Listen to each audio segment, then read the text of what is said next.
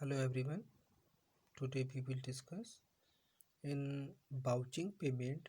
The auditor does not merely seek proof that money has been paid away.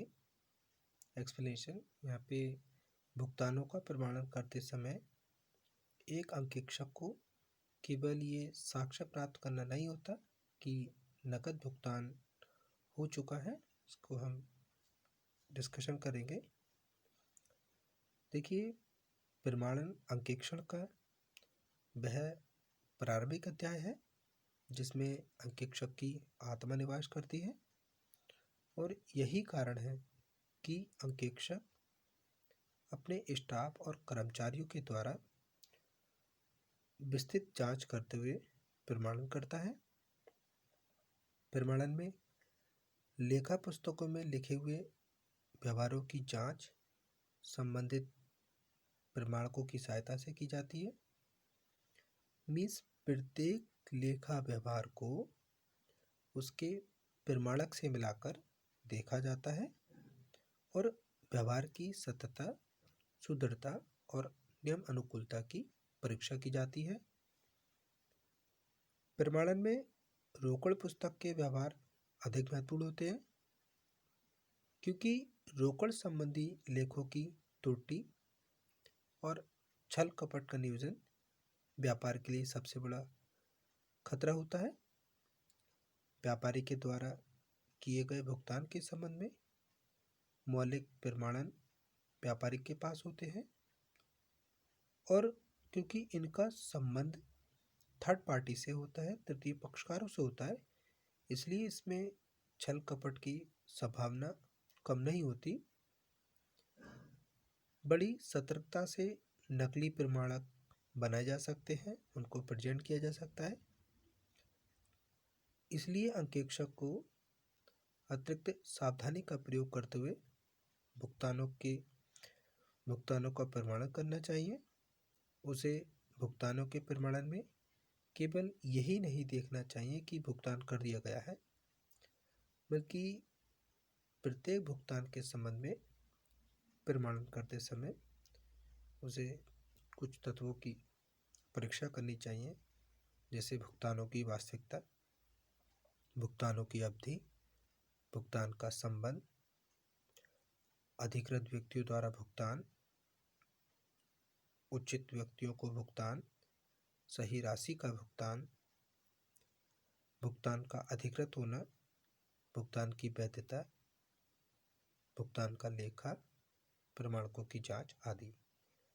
देखिए, भुगतानों की वास्तविकता का मतलब क्या होता है कि अंकेक्षक भुगतानों के संबंध में ये देखता है कि भुगतान एक्चुअल में दिया गया है या नहीं। कहीं ऐसा तो नहीं है कि फ्रॉड करने के पर्पज से नकली या फर्जी भुगतान किया गया हो।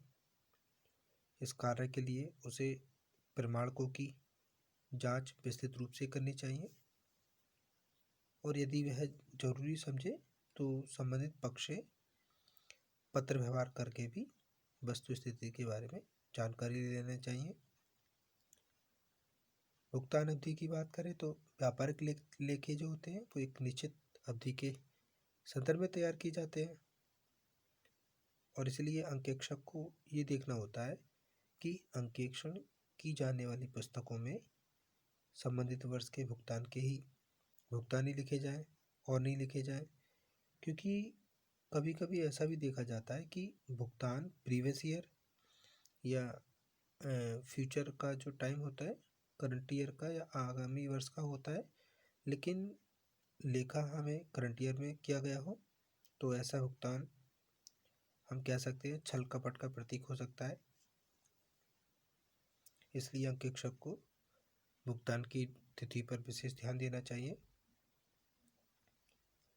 वित्तीय लेखे व्यापार की आर्थिक स्थिति का चित्रण करते हैं, व्यापारी का नहीं।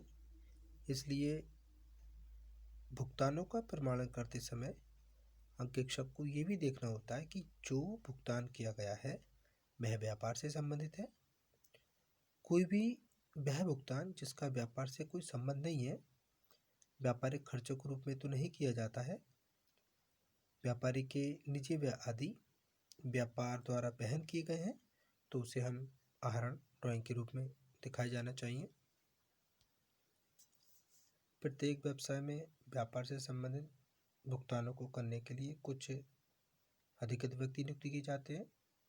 अंकेक्षक को प्रमाणन करते समय ये देखना चाहिए कि कोई अनऑथराइज्ड मतलब अनाधिकृत व्यक्ति अनधिकृत भुगतान व्यापारिक भुगतान के रूप में मान्यता न पाले। इसके साथ साथ प्रत्येक भुगतान अधिकृत व्यक्ति द्वारा की जानी चाहिए। अंकेक्षक को भुगतान का प्रमाणन करते समय केवल यही नहीं देखना होता है कि भुगतान हो गया, इसके साथ उसे ये भी देखना होता है कि भुगतान उचित व्यक्ति को हुआ है। जैसे प्रोफेसर आर.वी. बोस कहते हैं कि भुगतान की वास्तविकता का सही अर्थ यही है कि भुगतान उसके उचित पात्र को प्राप्त हो। अवास्तविक भुगतान छल कपट का स्वरूप हो सकते हैं, इसलिए अंकेक्षक को विशेष सावधान होकर ये देखना होगा कि भुगतान वास्तविक व्यक्ति को ही किया गया है। अंकेक्षक को भुगतानों का प्रमाणन करते समय ये भी देखना होता है कि जितनी राशि का पेमेंट किया गया है प्रमाणकों के अनुसार उतनी ही राशि का भुगतान किया जाना था। इस संबंध में अंकेक्षक को मूल प्रमाणकों के अतिरिक्त सहायक प्रमाणकों को भी देखना चाहिए। प्रमाणन करते समय अंकेक्षक को इस बात का ध्यान रखना चाहिए कि जो भुगतान किए गए हैं वह उत्तरदायी व्यक्ति द्वारा अधिकृत है या नहीं। प्रत्येक संस्था में अंतर्नियम प्रस्तावों एवं लिखित आदेशों द्वारा भुगतान की जो प्रक्रिया है उसको संचालित की जाती है। अंकेक्षक को ये देखना चाहिए कि भुगतान के संबंध में जो भी नियम निर्धारित किए गए हैं उन निर्धारित नियमों का पालन किया गया है या नहीं। भुगतान की वैधता की बात करें तो प्रत्येक व्यावसायिक संस्था पर अलग अलग विधान लागू होते हैं, इसलिए अंकेक्षक को प्रमाणन करते समय ये देखना चाहिए कि भुगतान किसी विधान का उल्लंघन तो नहीं है। इसके अलावा अंकेक्षक को इस बात का भी ध्यान रखना चाहिए कि कोई भी भुगतान पार्षद सीमा नियम और अंतर नियम अथवा साझेदारी अनुबंध के विरुद्ध नहीं होना चाहिए। प्रमाणन लेखा पुस्तकों की पूर्ण परीक्षा है और भुगतानों के प्रमाणन में अंकेक्षक को ये देखना होता है कि प्रत्येक भुगतान उचित रूप से लेखों में किया गया है, मतलब उनकी जो एंट्री है उसी स्थान पर की गई है जिस स्थान पर की जानी थी। प्रमाणकों की जांच की बात करें तो प्रमाणक की सहायता से लेखों की जांच की प्रक्रिया है और इसलिए इस जांच में एक साइड तो लेखों की परीक्षा की जाती है और दूसरी तरफ देखें तो लेखों से रिलेटेड प्रमाणक जो लेखों के समर्थन में प्रस्तुत किए जाते हैं उनको जांचा जाता है। इंग्लैंड के एक अर्थशास्त्री के शब्दों में हम देखें तो उचित प्रमाणक ही अनुबंध के औचित्य का प्रमाणन करते हैं। भुगतान का प्रमाणन करते समय अंकेक्षक प्रमाणकों की समीक्षा करता है। प्रमाणकों की परीक्षा करते समय अंकेक्षक को कुछ बातों पर ध्यान देना होता है, जैसे मुद्रित फॉर्म, तिथि युक्त व्यापार के नाम, राशि का स्पष्ट उल्लेख, प्राप्तकर्ता के हस्ताक्षर, लेखांकन संबंधी त्रुटि पर हस्ताक्षर, उचित मुद्रांक। तो ये प्रमाणकों की परीक्षा करते समय इनको ध्यान रखना होता है। मुद्रित फॉर्म क्या होते हैं?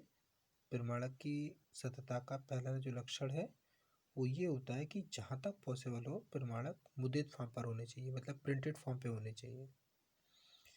दूसरा था तिथि युक्त। प्रमाणक पर तिथि या डेट अवश्य होनी चाहिए। वरना क्या होगा, भुगतान की संबंधित अवधि की जांच संभव नहीं हो पाएगी। इसलिए जो प्रमाणक हैं उन पर डेट मेंशन होनी चाहिए। अंकेक्षण व्यापारिक खातों का होता है, इसलिए सभी भुगतान व्यापारिक संदर्भ में होते हैं, इसलिए प्रमाणक व्यापार के नाम में होना चाहिए। व्यापारिक भुगतान छल कपट से मुक्त हैं। इस बारे में जानने के लिए प्रमाणकों पर जो राशि लिखी हुई है उस लिखित राशि की परीक्षा करनी होती है। ये राशि स्पष्ट होनी चाहिए और जहाँ तक पॉसिबल हो अंकों और शब्दों में ये समान रूप से लिखी होनी चाहिए।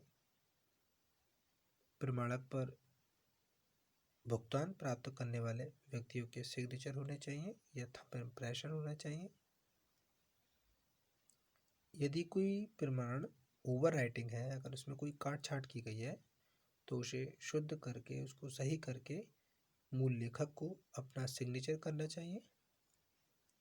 अंकेक्षक को ये भी देखना चाहिए कि ऐसे संशोधन उन्हीं हस्ताक्षरों द्वारा किया गया है जिन्होंने मूल प्रमाणक बनाया है। प्रमाणक की वैधता के लिए ये भी आवश्यक है कि इस पर उचित मुद्रांक लगा हो। भारत में 500 रुपये से अधिक का भुगतान मुद्रांक युक्त होना चाहिए। देखिए, इस प्रकार इस डिस्कशन के आधार पर हम कह सकते हैं कि भुगतानों का प्रमाणन करते समय अंकेक्षक केवल ये नहीं देखता कि भुगतान कर दिया गया है, बल्कि उसे ये भी देखना होता है कि वह भुगतान उचित व्यक्ति द्वारा उचित रूप में किया गया है, भुगतान वांछित है और भुगतान के संबंध में उचित प्रमाणक प्राप्त करके उसका उचित लेखा कर लिया गया है। आज की वीडियो के लिए इतना ही। Thank you very much students.